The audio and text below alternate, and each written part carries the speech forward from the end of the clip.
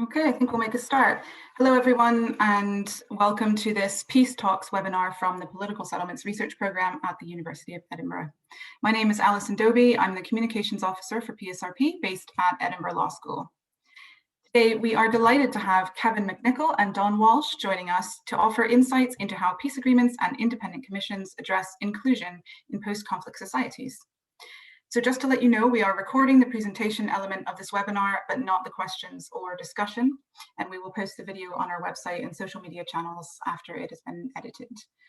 During the event, we do ask that you please keep your microphones on mute, but you are very welcome to leave your video on if you wish, because it's always nice for the presenters to see real life people in the audience. The chat will remain open throughout, and we will be posting some key links to some of the resources that are mentioned today.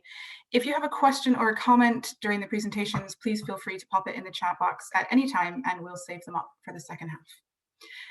So without further ado, I will pass over to today's host, who is Laura Wise, a research associate at PSRP. Laura, over to you. Thanks, Alison. Hi, everybody. Thank you so much for joining us today. I'm really excited to introduce these amazing two speakers on power sharing and inclusion.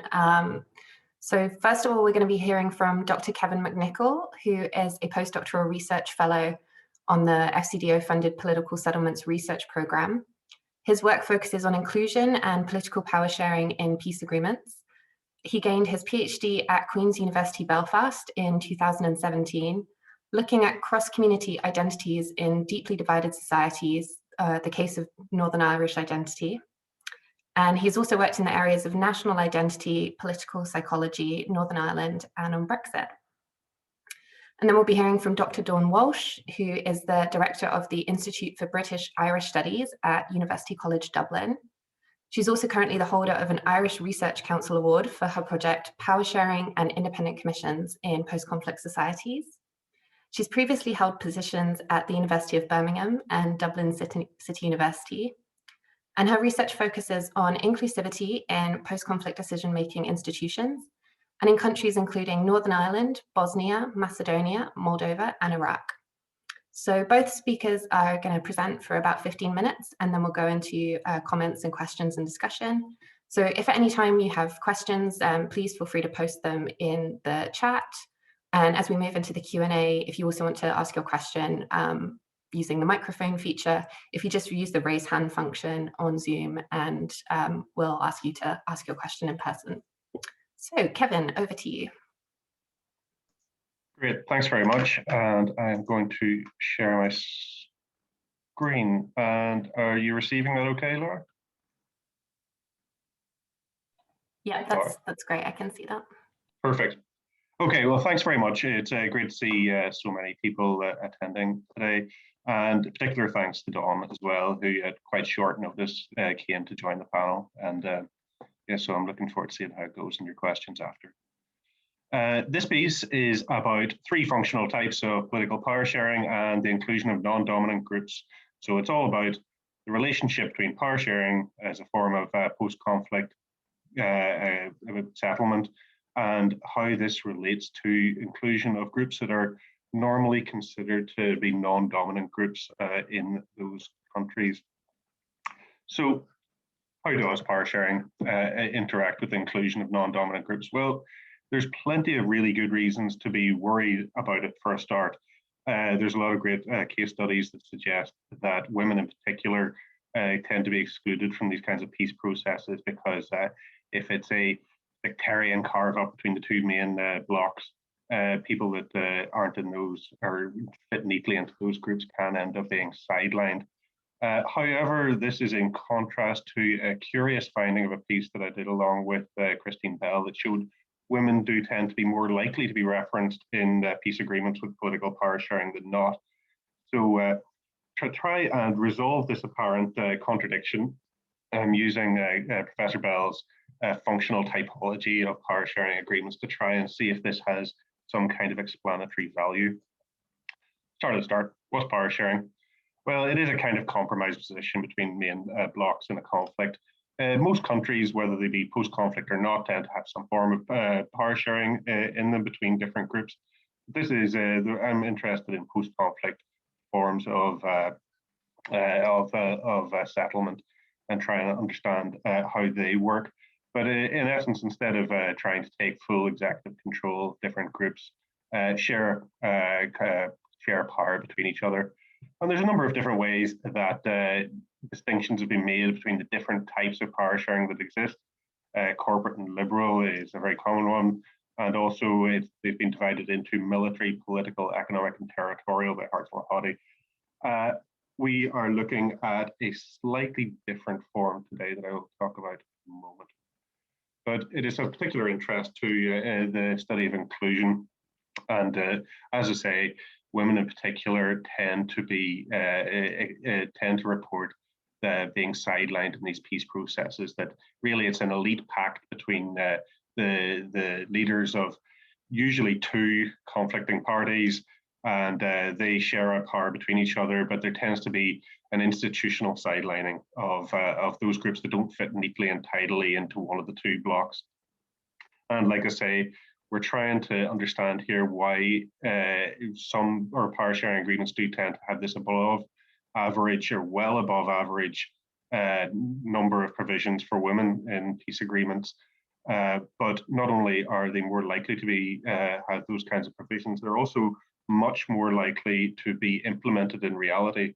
So that is the foil that I'm setting up to try and use as a way to try and use the Christine Bell's three-way formation of different types of power sharing agreement to try and see if this resolves this apparent contradiction. So let's look at the three different types that Christine Bell talks about. First, we've got your permanent ethno-national accommodation, and Northern Ireland has given us an example, even though it does have elements of some of the other ones as well. But it can be roughly defined as an indefinite form of settlement where there's no clear end date. It's at the level of the state rather than a sub-state level, and it tends to relate to conflict for ownership of the state. And how this might relate to inclusion, and Christine in her piece talks about strategies that can be employed by women in each of these three different types of power sharing. But one of the issues that's identified here is that if one side doesn't agree to the inclusion of particular minority groups, well, it doesn't really matter if the other side does want the inclusion, or even if it's a popular provision in society at large, it can be vetoed by one side. The case of Northern Ireland is particularly illustrative for me anyway, that even though there was it was popular provisions for abortion reform were being institutionally stopped, vetoed by the DUP to stop that going through, and that's part of the post-conflict settlement. So you can see how this particular form can cause institutionalized impediments to inclusion. This is in contrast to interim transitional arrangements like existed in Zimbabwe following some disputed election. And these are defined by having an explicit time limit, that after this period of power sharing, usually during a crisis, usually during a disputed election time, that after this time limit is reached, there's some sort of return or going towards some sort of more liberal form of democracy. And the third type is, this can relate to inclusion insofar as these are hastily negotiated deals in a time of crisis. So you can see how people that don't fit neatly between the blocks might end up being sidelined. The final one is Indigenous autonomy. Now, this is used in a number of different regions around the world, but it's defined by sub-state autonomy. Rather than at the state level, it's at the sub-state level, but there is power sharing there to preserve the rights of what are now a newly created minority within this regional autonomous region. Now, there are threats to inclusion there insofar as quite often traditional leadership there may have more conservative views. But it's my hypothesis here that these are actually going to be more closely or more strongly associated with more inclusion. And I'm going to go into some of the reasons in the discussion at the end, but for at the minute, one reason why I think this could be the case is that Indigenous autonomy, people who have been fighting for Indigenous autonomy may very well have been a non-dominant group themselves, and therefore ideologically they might be more amenable to inclusion. I go about finding out if this is or not the case using two methods and two studies. First is a quantitative analysis of peace agreements from the PAX database of peace agreements, and it's really just a numerical question: how many of these provisions exist in each of the different types. And I hypothesize agreements and processes with elements of Indigenous autonomy will have a stronger association with inclusion. The second study is a qualitative study using thematic analysis in line with Ron and Clark, and it's asking how are the provisions articulated, not just how many, but how are they described. And there are quite distinctive ways in which the three articulate their provisions for inclusion. So from study one, very straightforward table here. Down the left-hand side, we've got a range of groups who might normally be considered to be marginalized or non-dominant groups. And along the top, we have our three different types of power sharing. And on the left-hand side, this is for all agreements. And on the second side, just to try and add weight to the conclusions, I exclude all those provisions for marginalized groups that are only substantive in nature. Once we've coded as being detailed and clear, with a very clear agenda for how these things are going to take place. And what we find, if we do this very simple analysis, along the bottom you can see the average. Well, there does seem to be a positive association with Indigenous autonomy, especially when compared with permanent ethno-national accommodation, that these Indigenous autonomy agreements do seem to have more of these kinds of provision. Now, the one that sticks out there is provision for Indigenous people, and it might come as absolutely no surprise at all that Indigenous autonomy agreements are more likely to talk about Indigenous people, but that they are excluded from some of the analysis just to try and add weight to the claims. This is a regression analysis. It's really telling you very much the same thing with some control variables included, but really it just says that there's a positive association that is statistically significant between Indigenous autonomy agreements when compared with the other forms.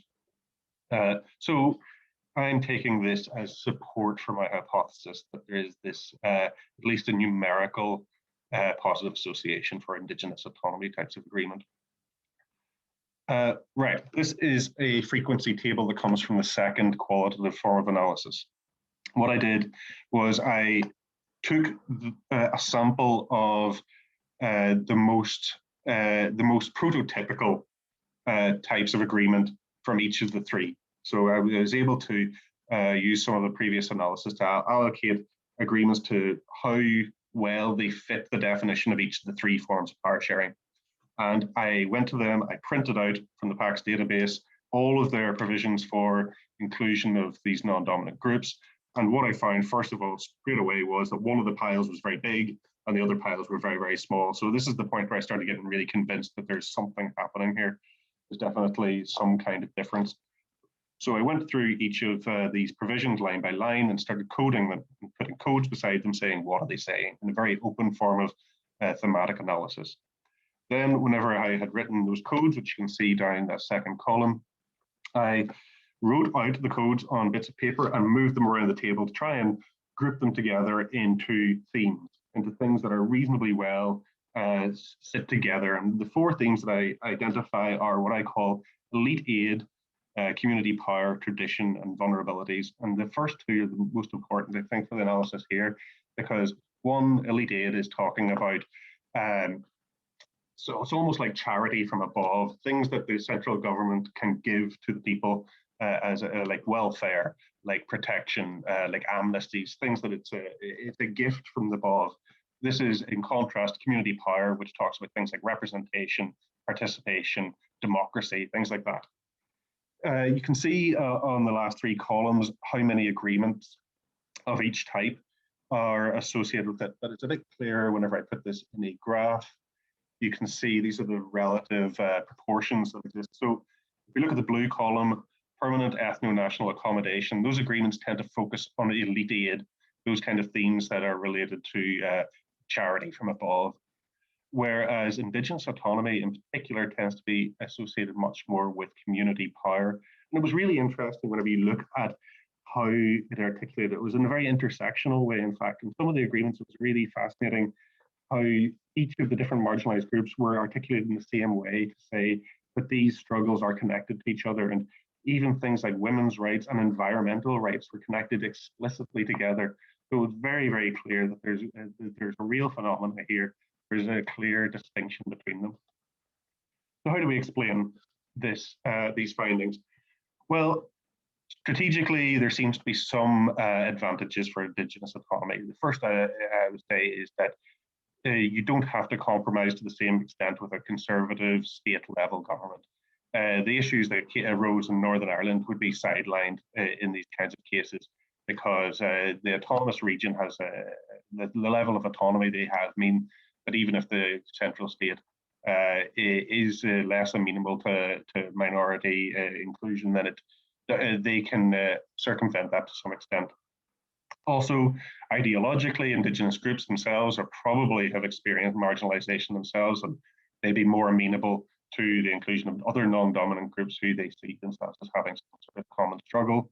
And finally, the central government now will have a greater priority placed on inclusion, because while the majority group in the state as a whole may very well have become a minority group within the autonomous region, and now there's a much higher priority being put on inclusion of minority groups, and that could spread to other groups as well as that particular group. So I am going to wrap it up there, and simply to say that if you're interested in this kind of thing and in what Dawn says later, there should be a podcast discussion between Dawn and myself coming out very soon, in which we discuss these very issues, and keep an eye out for that. Thank you very much. Thanks so much, Kevin. So I'll just wait for you to stop sharing your screen. There we go. Fabulous. So Dawn, over to you.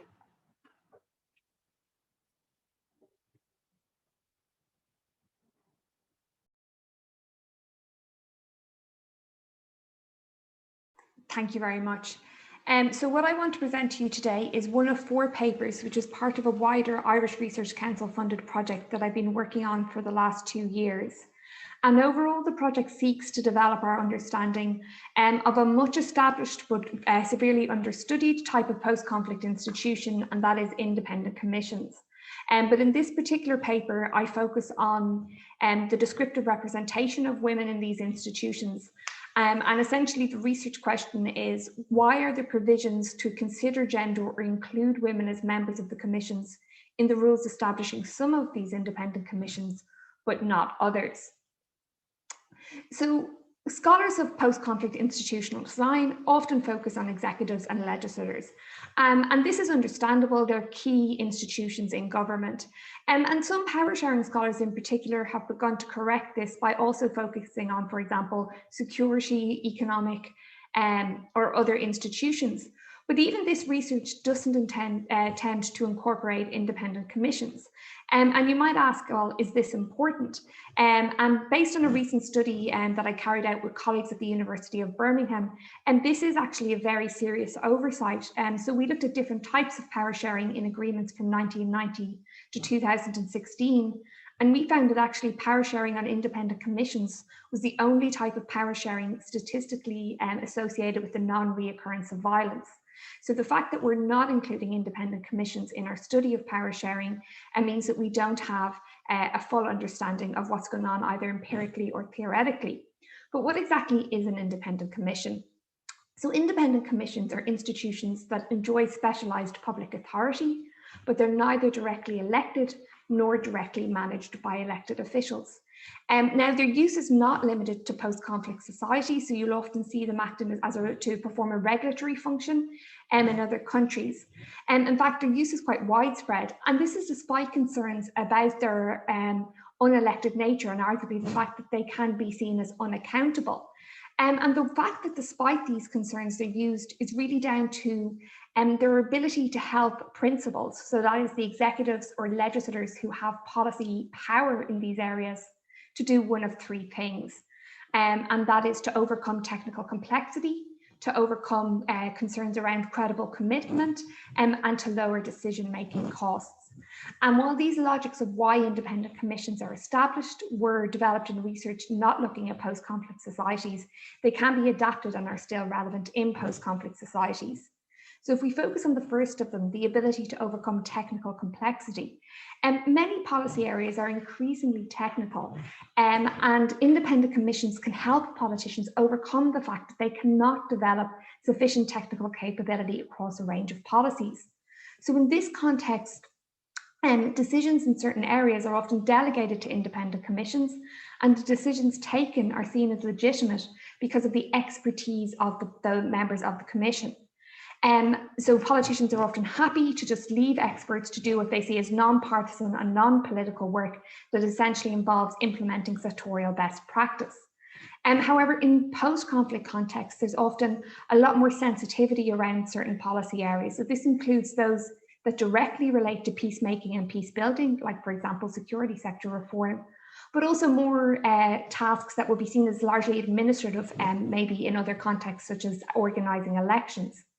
And in this context, in order to be seen as legitimate, independent commissions need to be viewed as also taking into consideration the views of the different conflict groups. And for this reason, many independent commissions are organised along power sharing lines and do include representatives from the conflict groups. However, if we take this idea that in order to be seen as legitimate, independent commissions need to consider the interests of different groups, we can also look at how this might relate to gender, particularly if we recognise the differential impact of conflict and conflict resolution on men and women. Furthermore, of course, I'm sure many of you are aware that in October 2000, the United Nations Security Council unanimously adopted Resolution 1325, and the first operative paragraph of 1325 advocates for the increased representation of women across political institutions in post-conflict societies. So an examination of independent commissions in order to ascertain whether this advocacy for the inclusion of women is being applied to these specific post-conflict institutions is very important. So, sorry, that's gone on. So what initial hypotheses do I have about why or when women might be included in independent commissions? And so looking at research on the inclusion of women in political institutions, both in post-conflict societies and more broadly, I have 4 initial hypotheses. And the first is that policy area might matter. And so often there are traditional views of what's appropriate work for women to carry out. And this might mean that we're more likely to see provisions for the inclusion of women in commissions that work in certain policy areas rather than others. And this idea is supported by research on portfolio allocation that finds that women are more likely to be allocated ministerial portfolios in areas that are seen as, for example, social or soft policy areas like health or education, as opposed to, for example, finance or defence. And this would lead me to hypothesize that you are more likely to see provisions for the inclusion of women where commissions are working in these policy areas. And the second is there may be an impact of 1325 itself.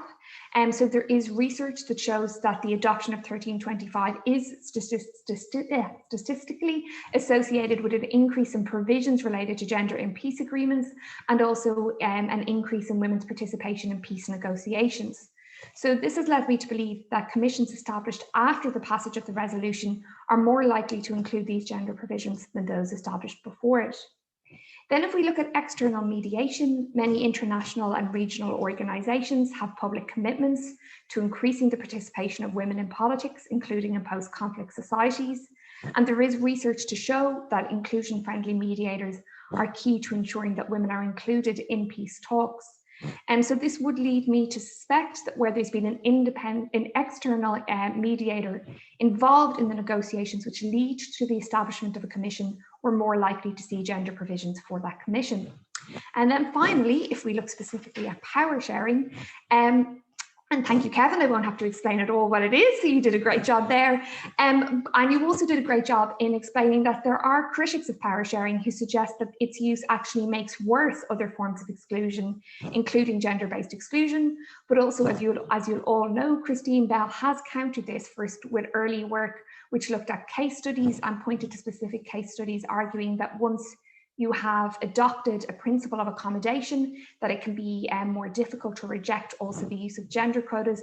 And there in more recent work with Kevin, there's clear indications looking at the PACS database that where you are using power sharing provisions, you are actually more likely to see provisions for inclusion of other groups. But there is no work to date that I'm aware of that looks at this relationship in relation to independent commissions. So how am I examining this research question? And so again, like Kevin, I take a multi-methods approach. And the first one is I've created a data set providing a survey of all independent commissions established between 2000 and 2018. And it results from an analysis of this data set that I'll present in a moment. But there's also 5 in-depth case studies that are part of this project. But COVID kind of means it's 1 down, 4 to go. When, I don't know. But I'm very happy to answer any questions about the one that I've done or what I plan to do in terms of the case studies as well in the Q&A. So the data set was created by looking at over 600 interstate peace agreements. So that was all interstate peace agreements included on the UN Peacemaker database, reached between 1990 and 2018. And they were coded not only for provisions related to the inclusion of gender, but also power sharing, the tasks assigned to the commissions, involvement of international actors, and the policy areas commissions worked in. This has then also been merged to include variables from other data sets, including your own PACS dataset and UCDP. So what I found is that there are over 580 commissions established in over these over 600 peace agreements. But unfortunately, only 22 include a stipulation in relation to gender. And what do they look like? So the first 14 of these include a stipulation which generally commits to considering gender balance in relation to the membership of the commission. So this is a list of these here and an example of this specific text from a Kenyan commission. So then the remaining 8 include what I call a specific gender commitment. So this is a commitment to include a specific number of women, or that a specific percentage or proportion of the members will be women. And again, here's a list of those commissions and an example in this case from South Sudan. Now, the very small number of provisions has presented a methodological challenge for me. So this low variation on the outcome of interest means that many of the traditional quantitative analysis tools can't really be, it wouldn't be appropriate to apply them here. However, the data set is still very useful to the project. So it's allowed me to develop some descriptive statistics, which is what I'm going to talk to you in a moment about. It's also my case selection tool for the case study portion, and it does allow a quantitative analysis of other research questions, such as why is there power sharing on some commissions and not others.